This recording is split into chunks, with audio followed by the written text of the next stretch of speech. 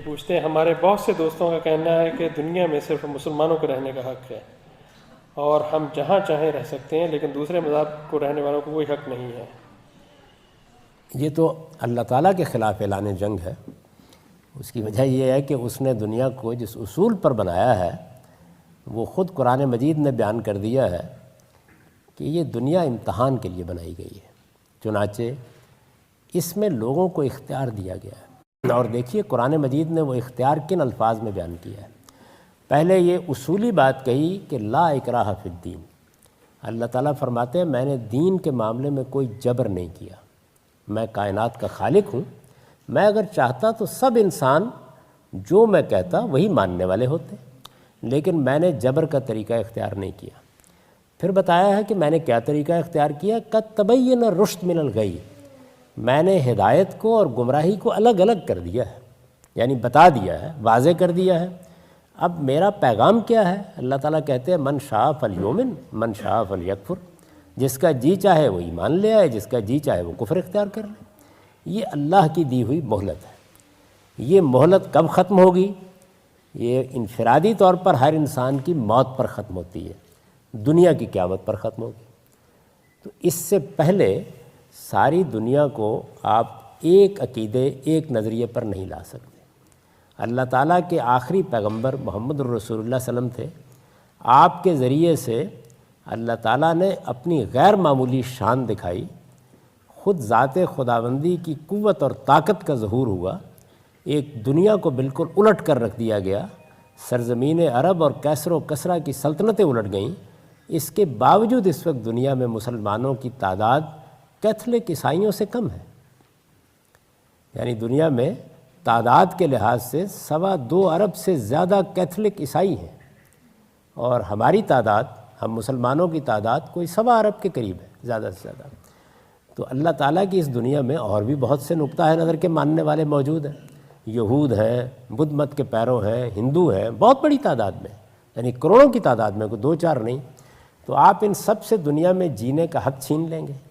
یہ حق ان کو خدا نے دیا ہے، اور ہماری ذمہ داری یہ ہے کہ ہم ان تک خدا کا میسج، اس کا پیغام پہنچائیں۔ یہ پیغام پہنچانے کے بارے میں بھی ہمیں یہ نہیں کہا گیا کہ اٹھ کے ان کو دنیا سے بے دخل کر دو اور بحر ہند میں پھینک دو۔ یہ کہا گیا ادعو الی سبیل ربک بالحکمت والموعظۃ الحسنہ وجادلہم باللتی ہی احسن، کہ میرے راستے کی طرف، اللہ تعالیٰ کہتے ہیں اپنے رب کے راستے کی طرف لوگوں کو بلاؤ بڑی حکمت کے ساتھ، دلیل کے ساتھ، دانشمندی کے ساتھ، سلیقے کے ساتھ۔ نصیحت بھی اگر کرنے کا موقع ہو تو اچھے اسلوب میں نصیحت کرو، اور اگر کوئی بحث کرنی پڑ جائے تو جادلہم باللتی ہی احسن، اس کے لیے بھی شریفانہ بحث کا طریقہ اختیار کرو۔ یہ تعلیم ہم کو دی گئی ہے۔ تو اس میں یہ گنجائش کیسے پیدا کی جائے گی کہ غیر مسلموں کو اٹھا کے کہیں پھینک دیا جائے؟ یہ اللہ تعالیٰ کی اسکیم کے خلاف ہے۔ لہٰذا جو لوگ اس طرح کی باتیں کرتے یا سوچتے ہیں وہ در حقیقت اللہ تعالیٰ کے خلاف اعلان جنگ کرتے ہیں۔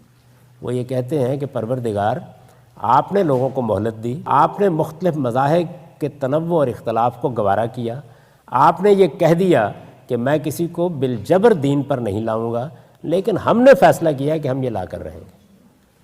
تو یہ اندازہ کر سکتے ہیں آپ کہ یہ کیسی بات ہے، اور کیا اس کا کوئی تصور بھی مسلمان کر سکتا ہے؟ تو ہمیں جو میسج یا پیغام دیا گیا ہے وہ یہ ہے کہ ہم سب انسانوں کی عزت کریں گے، سب کی قدر کریں گے، ان کا یہ حق تسلیم کریں گے کہ وہ زمین پر رہیں گے، اور یہ حق تسلیم کریں گے کہ وہ جس مذہب کو چاہیں مانیں، جس دین کو چاہے اختیار کریں۔ ہماری آخری ذمہ داری صرف یہ ہے کہ ہم ان تک خدا کا پیغام پہنچا دیں، اور خدا کا پیغام پہنچانے کے لیے بھی ہمیں تاکید کی گئی ہے، اور تاکید بھی بڑے زوردار الفاظ میں کی گئی ہے کہ تم کو صرف یاد دہانی کرانی ہے۔ انما انت مذکر لست علیہم بمسیطر، میں نے تمہیں کوئی داروغہ یا تھانے دار بنا کر نہیں بھیجا۔ تو اس بات کو سمجھ لینا چاہیے، یہ اللہ تعالیٰ نے اپنے پیغمبر کو کہا ہے۔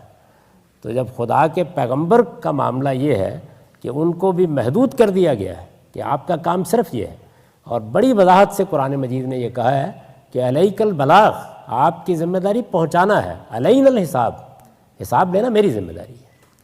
تو اس لیے کسی شخص کو بھی یہ جسارت نہیں کرنی چاہیے، سب کی عزت کیجیے، سب کا احترام کیجیے۔ یہ خدا کی دنیا ہے، وہ کائنات کا مالک ہے، وہ خالق ہے، وہ جو فیصلہ چاہے گا کرے گا۔ قیامت میں سب نے اس کے حضور پیش ہونا ہے، دنیا میں ہم کو امن کے ساتھ رہنا ہے اور اپنا پیغام پہنچانا ہے۔